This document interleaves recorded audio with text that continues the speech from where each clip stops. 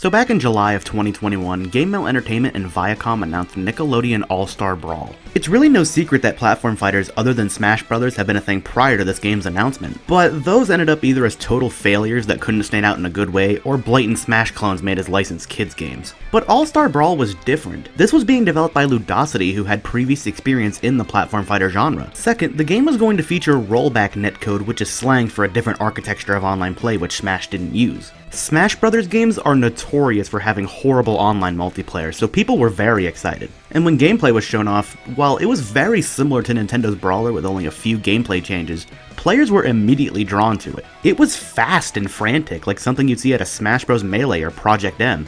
But when the game eventually launched, everything went horribly wrong. The game pretty much died after a month in terms of consistent player counts, and the game itself was hollow in terms of content for the price. For $50, this is just insane. I got the game for $20 on G2A, and even then it was just okay in terms of content. Not to mention, the presentation was very low budget. At launch, none of the characters were voiced at all, and the dialogue boxes were nothing but out-of-context quotes. The final nail in the coffin was when it was revealed that Viacom handled the game very poorly. They did almost no marketing, leaving Game Mill to do most of the work, whether it be tournament prize pools or YouTube sponsorships. Viacom was also very strict with how the devs handled character representation, leaving the addition of costumes very shallow. Oh yeah, that's another thing too. This game didn't launch with any alternate costumes at all. Not even different colors, because Viacom just wouldn't let them. And just as everyone was about to forget All-Star Brawl even happened, Warner Bros. Announced their own platform fighter. Enter MultiVersus. Being developed by a startup studio called Player First Games and published by WB Interactive, it took a similar approach to All-Star Brawl, but this time with characters under the entire Warner Media conglomerate. No, not just Cartoon Network, but DC, Adult Swim, HBO, you name it. This was definitely a more outlandish crossover than Nick All-Stars, with Bugs Bunny and Jake the Dog being seen alongside characters from way more mature franchises. Like Arya Stark hailing from Game of Thrones, or Rick and Morty being revealed as characters not too long before writing this. The gameplay style they were aiming for was way more team-focused, with 2v2 being the primary mode of play despite 1v1 still being supported. Characters had abilities that could help out their partner, and they were split into several classes that differentiated them by playstyle. Finally, the game was cross-platform compatible and free-to-play. Compare that to Nick All-Stars, which was $50 up front and didn't support crossplay. And yes, it has rollback netcode. This goes to show that All-Star Brawl was dealt a shitty hand and released at the worst possible time. Not only did the game come out on the exact same day the most requested character in Smash Bros. History was announced, but Viacom put quite the hefty price tag on it, and Warner Bros. Announced another game in the genre that clowned on it in almost every way. The All-Star Brawl developers are awesome and they deserve the support, and they still power on in terms of updates despite Steam player counts consistently hitting double digits. They've also shown really great sportsmanship towards the team behind MultiVersus, but this video is about that game, not All-Star Brawl, so let's move on. I managed to get into the closed alpha back in May, and I've been playing the hell out of the open beta, and I have quite a lot to say. This is coming from someone who has almost 1,000 hours in Smash Ultimate and advocated for All-Star Brawl during its release window, so what do I think of it? First, let's discuss visuals and presentation. I really like the way some of the human characters look like Superman and Arya, and the cartoon stars like Tom and Jerry and the Looney Tunes characters transitioned very well into 3D models. But Finn looks like he's made out of clay, Steven's mouth is always gaping open, and Rick and Morty's eyeballs stick out too much. The other characters look fine, Shaggy and Velma are pretty spot on, and it's pretty hard to screw up the Iron Giant since he was already a 3D model.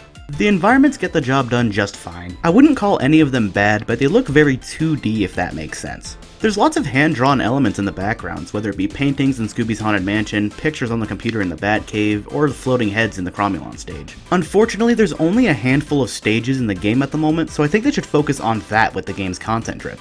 I think the menus and UI are fine, but I'm really not a fan of where certain features are. For example, the local battle mode is a bit hidden, which is a little off-putting. I really like the character select screen because it actually shows the models of the characters instead of just renders. The characters say fun little quips when you queue up for a match, and you can even click on them with your cursor to get them to respond. Let Operation Rabbit begin. Fisticuffs, you say? Why, yes, I've got some time. Since I just brought that up, it's about time I go into one of the best things regarding presentation. MultiVersus takes full advantage of the fact that it's a crossover. Both Smash and Nick All-Stars just have the characters there and nothing else. Ultimate having so many different characters both in and out of Nintendo is ultimately meaningless if they all just feel like pawns. I know about Snake's Codex and Palutena's Guidance, but those don't even cover the whole roster, and they're basically the only examples besides Subspace Emissary from Brawl, which didn't even have voice acting. So since MultiVersus is an online focused game with no story mode, I wasn't expecting much when it came to the whole crossover aspect, but then I noticed these things during gameplay. Not bad. I could tell you trained for this. How I hate to fight my own kin! But it must be done! Doc, you make that spandex look good. Characters actually talk to each other. They compliment their partner, talk shit to their opponents, and even make comments about the environment they're in. This was such a missed opportunity in Smash Ultimate, especially if you ask me. Because having all of these characters together but not having them interact in a meaningful way at all not only makes it less immersive, but it feels like a Mugen roster at that point. The whole novelty ended up being downgraded to just seeing your favorite series get into the game at all, rather than the massive crossover it was flaunted as. Meanwhile, in MultiVersus, you have Bugs talking to Arya on how he's from House Looney, or Superman lecturing Shaggy about abusing his powers. Not to mention the actors they got are mostly authentic, Kevin Conroy as Batman, John DiMaggio as Jake, or Matthew Lillard as Shaggy.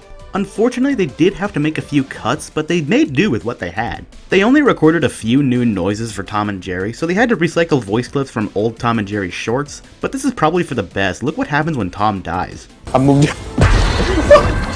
That's funny. Onto music, Smash is well known for remixes as well as direct song ports from various games, which is a huge undertaking due to music licensing laws being stuck in the Stone Ages. Nickelodeon All-Star Brawl didn't even have the budget for voice actors, so music licensing was out the damn window. Instead, they made an original soundtrack, and I think it worked out pretty well.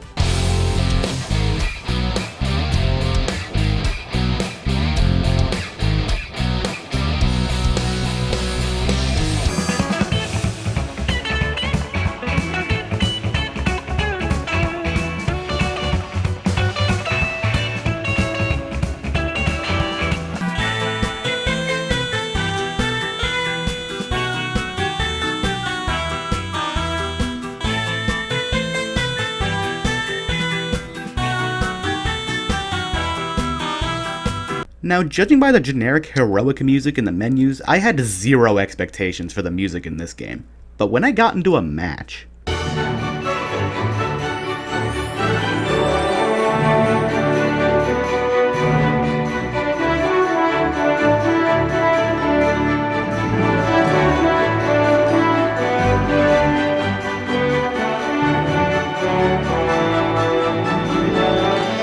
not only did they get the rights to the music, they made brand new orchestral renditions of the songs, and they're absolutely incredible. Come Along With Me from Adventure Time sounds like it's taken out of a concert or movie score. This rendition of the Rick and Morty opening sounds like fucking Star Wars.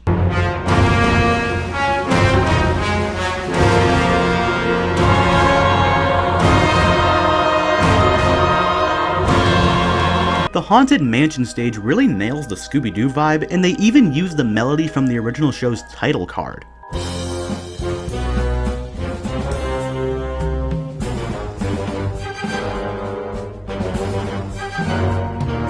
The Batcave music sounds Batman-y enough, but when you reach the match point, it uses the theme from Batman '89.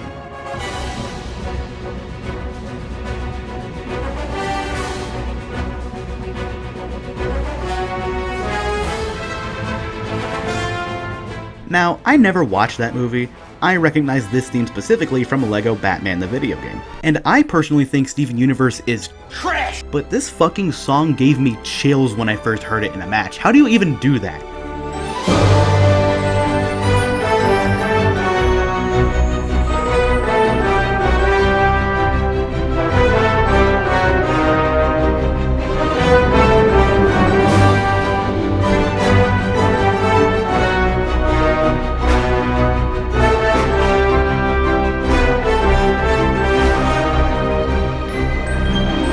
Unfortunately, other than Trophy's Edge, which uses an original piece, that is all of the music. The Tree Fort and Cromulon stages have alternate tracks, but that's it. There's only 6 stages in the whole game. This is just pathetic.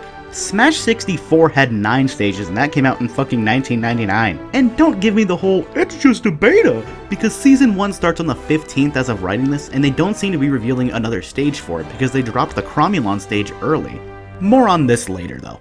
Onto the gameplay, this takes the basic concept of a platform fighter and adds a few unique spins on it. There aren't different tilt or smash attacks, just directional attacks on the ground, with some of them being chargeable. Neutral, down, forward, and up, of course. Now obviously you have directional special attacks, but with some characters they do different specials in the air, or if it's a cooldown special, it either gets replaced by something else or it just can't be used. That's another thing, this game has cooldowns for certain attacks like it's a MOBA or something. I honestly don't mind this because with certain attacks the spam would be absolutely unbearable without it. There's also attack decay, which happens if you spam a move too much. The decay lasts longer the more you spam the move, so you have to mix up your approach. It also shows everybody in the match that you're a filthy scrub who relies on spam, as they can see the pop-up as well.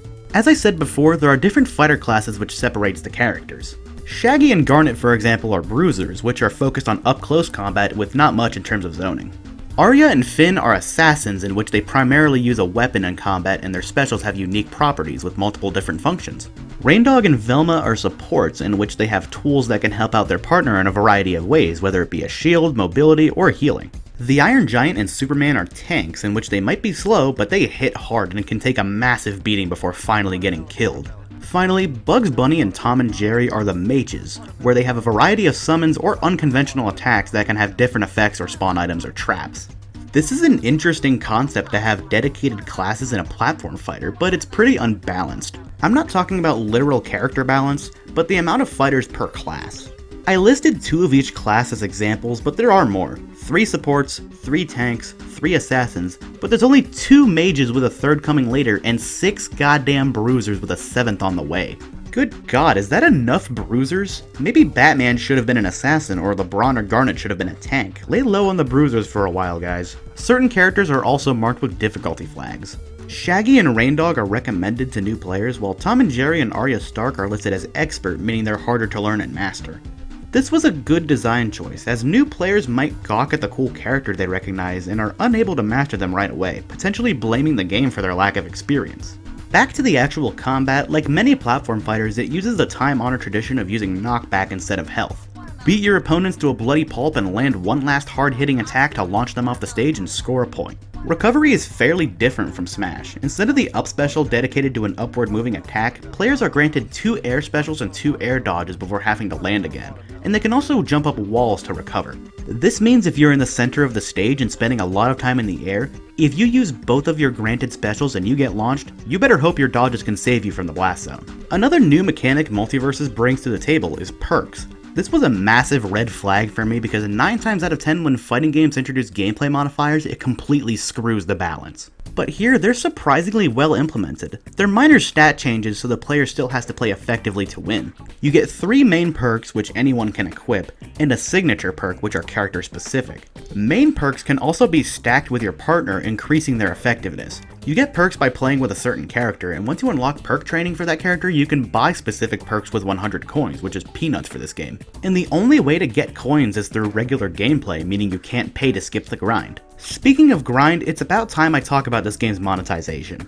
It's a free-to-play game, so I expected microtransactions, and they're definitely here. There's a premium currency called Gleamium. The game's battle pass is 500 Gleamium, or $5, which is not bad for what you get, honestly. You can also buy characters with Gleamium instead of coins if you want, and you can also buy character skins. Most skins can only be obtained through Gleamium at the moment, although the shop page isn't available yet at the time of writing this, so this could change. The battle pass has several skins you can unlock, one of them being in the free tier upon completion without you even having to buy it. 500 Gleamium for 2 premium skins sounds fine, but these other skins you get with Gleamium are fucking absurd in terms of price. Good old Batman has a skin based on the animated series, which is 2,000 Gleamium, or $20 goddamn dollars. For $20, I can get whole ass games on Steam. Would you rather buy Bayonetta or a different colored skin for Batman and MultiVersus? Although I will admit, some of the skins are pretty cool.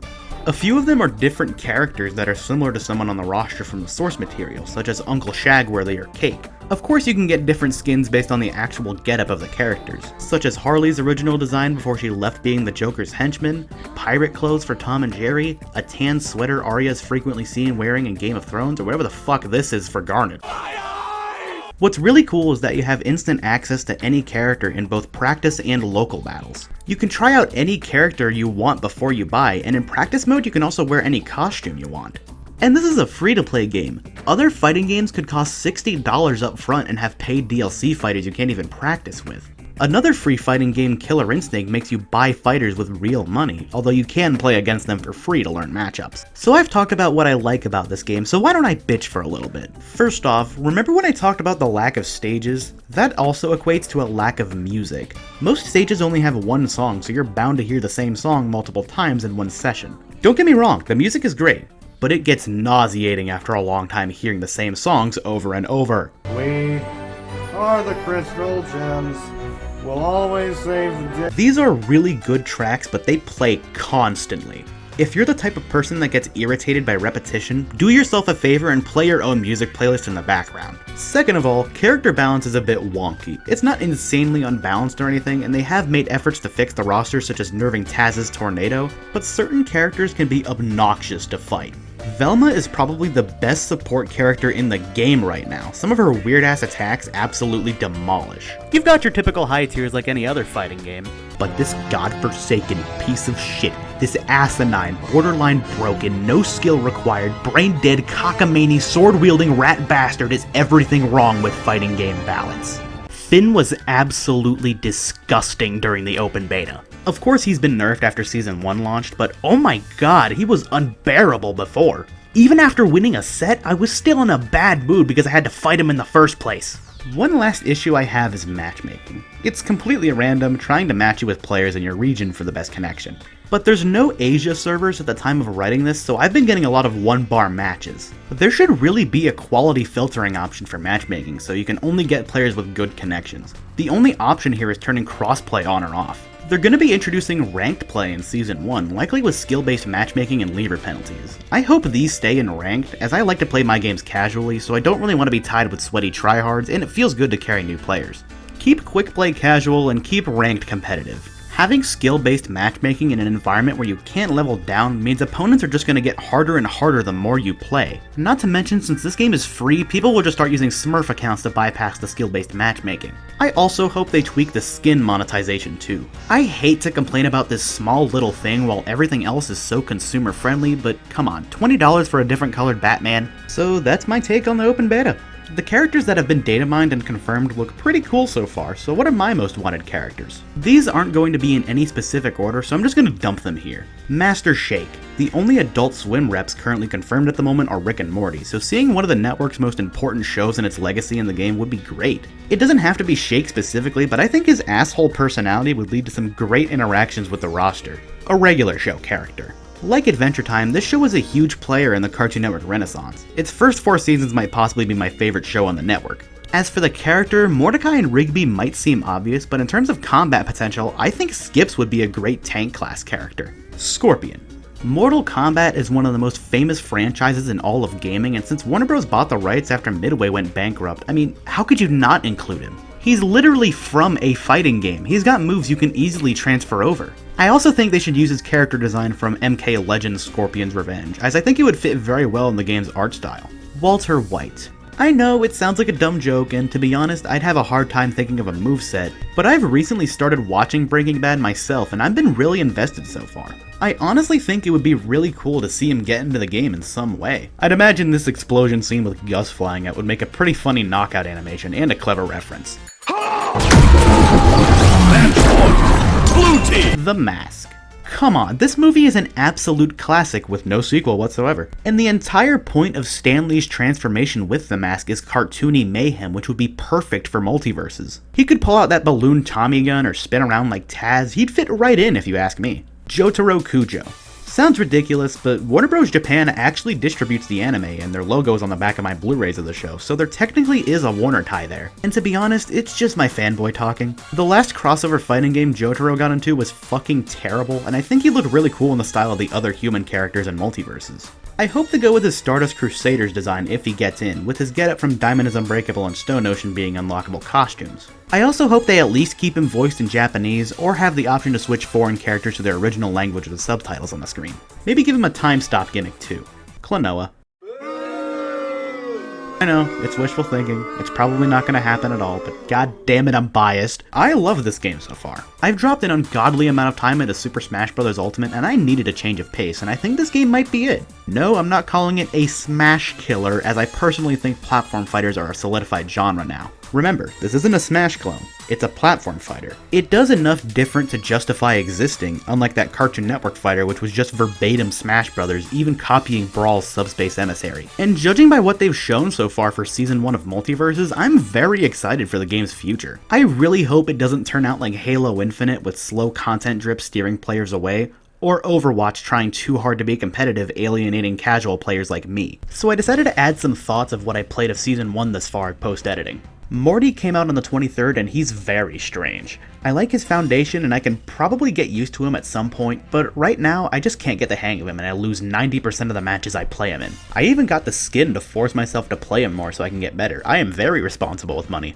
The rebalances are fine, huge fan of the fin nerfs, but I don't really like how Bugs' pie doesn't slow enemies anymore. It's basically useless now. The Battle Pass has some good shit in it, and I thought it was worth the money. There's 50 tiers, which sounds like a lot compared to the beta, but this season lasts until November, which is plenty of time for me to finish it. The new skins are alright, but the only ones I'm really a huge fan of are Task Force X Harley and President Morty. Finally, they announced Black Adam and Spike as characters and revealed Gizmo literally yesterday when recording this. Weird choice to have two different gremlins in the game, but I don't mind too much. Anyway, I might make more content for this game down the line, and it's definitely going to be a good stream game for me. That's all I have to say, really. See you guys next time. I'm out.